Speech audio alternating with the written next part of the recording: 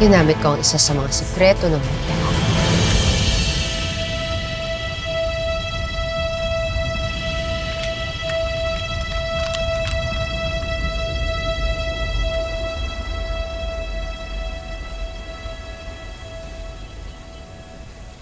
Tumira ako sa mansyon ni Dad para maghanap ng ebidensya na isang tera nga ang pumatay kay Tatay Crisanto.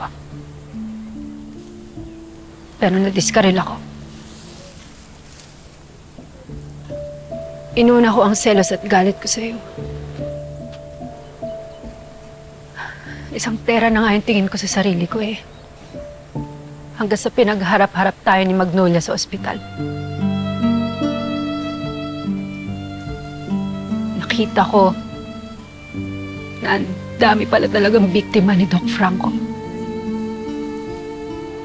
Na-realize ko na ayoko maging parte ng ganung kasamaan. Tapos, naalala ko kung sino ako.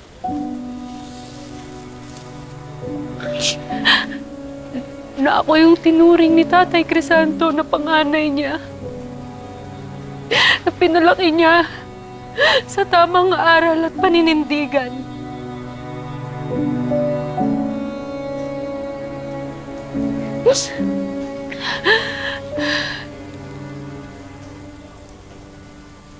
Marami na tayong pinag-awayan, Amira. Pero kung magtutulungan tayo ngayon, kaya natin siguraduhin makukulong si Portia.